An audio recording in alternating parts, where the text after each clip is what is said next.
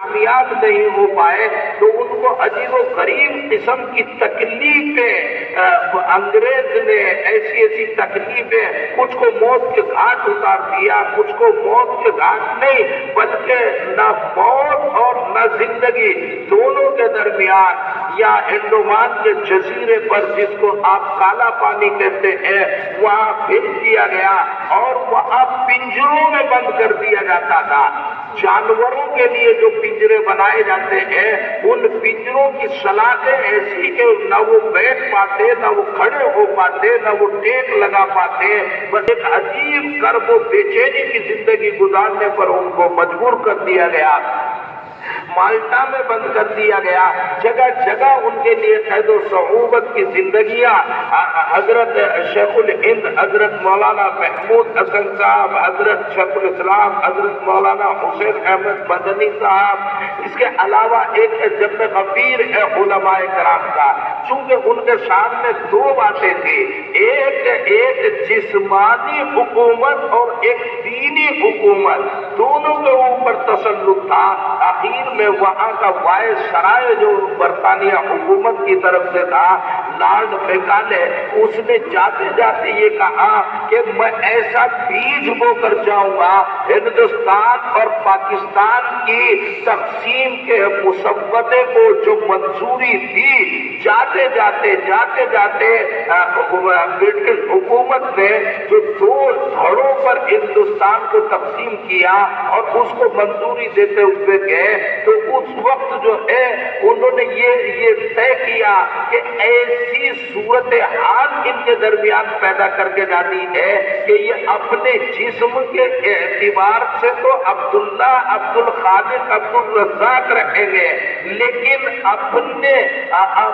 ذہنیت کے اعتبار سے یہ کب ہندو ہوں گے، کب انگریز ہوں گے، کب عیسائی ہوں گے، یہ ان کو پتہ بھی نہیں چلے گا، یہ کچھ سے کچھ ہو چکے ہوں گے۔ اپنے ظاہر کے اعتبار سے یہ مسلمان نظر آئیں گے، لیکن اپنے اندرونی حقیقت، یہ اسلامی حقیقت یہ کھو چکے ہوں گے، اور ان کو یہ بھی نہیں معلوم ہوگا کہ کب ان کی ذہن اور ان کی ذہنیتیں بدل دی گئی اور پلٹ دی گئی۔ یہ وہ جز تھا جو علماء کو سب سے زیادہ تکلیف میں مبتلا کرتا تھا، اور اسی کی وجہ سے علماء سب سے زیادہ نکل کر سامنے آتے تھے، اس لیے کہ وہ اللہ رب العزت کی الوہیت اور مسلمانوں کے اپنے شعائر اور اپنی شناخت اور ان کے عقیدے کا خاتمہ اپنی آنکھوں سے دیکھ نہیں سکتے تھے۔ اسی کا نتیجہ تھا کہ ٹکراؤ ہوا اور انگریزوں نے لاکھوں لاکھ کی تعداد میں مسلمان علماء کرام کو نشانہ بنایا اور ان کو موت کے گھاٹ اتار دیا اور انہوں نے جام شہادت نوش کر لیا۔ پھر ادھر ہندوستان اور پاکستان کی تقسیم کا مسودہ منظور کر لیا گیا، تو یہ 15 اگست 1947 کو جو آپ کو آزادی میسر آئی، اس آزادی کے ساتھ ساتھ تقسیم پہلے ہو گئی۔ اس تقسیم کے نتیجے میں یہاں کے کچھ لوگ جو جس پر چاہے، کسی کی حکومت نہیں، ابھی عبوری دور ہے، جو جس کو چاہے نکالنا ہے اور وہاں سے جو چاہے جس کو نکالنا ہے، 20 لاکھ لوگوں کو قتل کیا گیا۔ اور پنجاب جو تقسیم ہوا ہے اس میں کتنے سکھوں کو مصیبتوں کا سامنا کرنا پڑا، اور کتنے مسلمان جو ہے یہاں سے لے کر لاہور تک سارے شہید کر دیے گئے۔ جو بھی لوگ حکومت مغلیہ حکومت کا ساتھ دینے کے لیے نکلتے تھے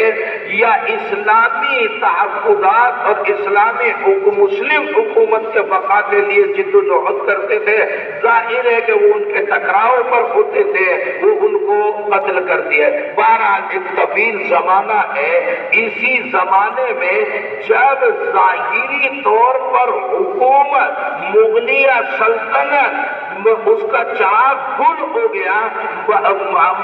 خاتمہ ہو گیا، تو اس کے بعد علماء کرام اس میں فکر مند تھے کہ جسمانی طور پر مسلم حکومت کا تحفظ، مسلم حکومت کا استحکام وہ تو دور کی بات ہے، یہ اثر نو اس کا قیام، اس کے لیے اسباب اور ماحول مناسب انداز پر ہمارے سامنے نہیں ہے۔ تو پھر چلتے چلتے جو لارڈ میکالے